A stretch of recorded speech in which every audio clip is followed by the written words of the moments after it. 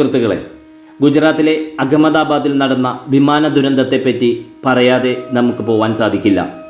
Air India അല്ലെങ്കിൽ ആ പൈസയ്ക്ക് നല്ല രീതിയിൽ, നല്ല സുരക്ഷയിൽ, നല്ല ഫെസിലിറ്റിയിൽ യാത്രക്കാരെ ഒരു സ്ഥലത്തു നിന്ന് മറ്റേ സ്ഥലത്തേക്ക് എത്തിക്കാൻ കഴിയുന്ന ധാരാളം വിമാന കമ്പനികൾ നമുക്കുണ്ട്. ഈ ലോകത്ത് എയർ ഇന്ത്യ മാത്രമല്ല വിമാന കമ്പനി നടത്തുന്നത്, പല കമ്പനികളുമുണ്ട്. പല യാത്രക്കാർക്കും എയർ ഇന്ത്യ വിമാന യാത്ര ചെയ്ത് മോശം അനുഭവം ഉണ്ടായിട്ടുള്ളവർ ധാരാളം പേരുണ്ട്.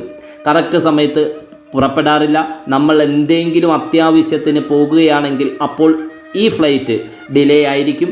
5 മണിക്കൂർ 6 മണിക്കൂർ ലേറ്റ്, പിന്നെ പലപ്പോഴായി സമയം റീഷെഡ്യൂൾഡ് ചെയ്തുകൊണ്ടിരിക്കും. അതുപോലെ വേറെ എയർപോർട്ടിൽ കൊണ്ടിറക്കും, അല്ലെങ്കിൽ വിമാനം പുറപ്പെടുന്ന സമയത്ത് എൻജിൻ തകരാറ്, മറ്റെന്തെങ്കിലും തകരാറ് എന്ന് പറഞ്ഞ് അവിടെ പിടിച്ചിടും.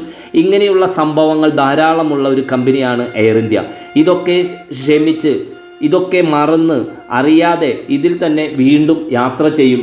ഇപ്പോൾ അഹമ്മദാബാദിൽ എയർ ഇന്ത്യ വിമാനം സുരക്ഷാ കാരണങ്ങൾ കൊണ്ട് 242 പേരാണ് ദാരുണാന്ത്യം സംഭവിച്ചിരിക്കുന്നത്.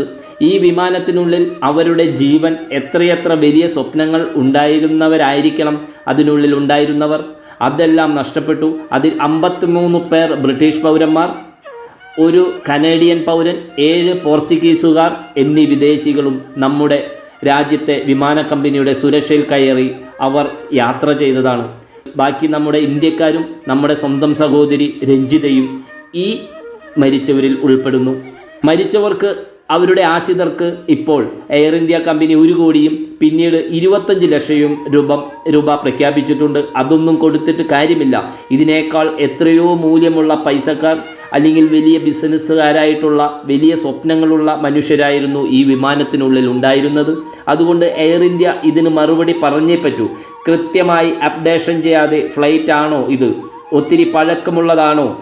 ഇതിന് എന്തെങ്കിലും സാങ്കേതിക തകരാർ ഉണ്ടായിരുന്നോ? ഈ വിമാനം പാരീസിൽ നിന്ന് ഡൽഹിയിലേക്കും അവിടെ നിന്ന് അഹമ്മദാബാദിലേക്കും പിന്നീട് അഹമ്മദാബാദിൽ നിന്ന് ലണ്ടൻ യാത്രയും നടത്തിയിരുന്നു. ഇതായിരുന്നു ഈ വിമാനത്തിൻ്റെ ഷെഡ്യൂൾ. ഇത്രയും സഞ്ചരിക്കാനുള്ള പ്രാപ്തി ഉണ്ടായിരുന്നോ? ഇതുപോലെ തന്നെ ബോയിങ് വിമാന കമ്പനിയും ഇത് ഉത്തരം പറയേണ്ടി വരും. അവർക്കും കൈമലർത്താനാവില്ല.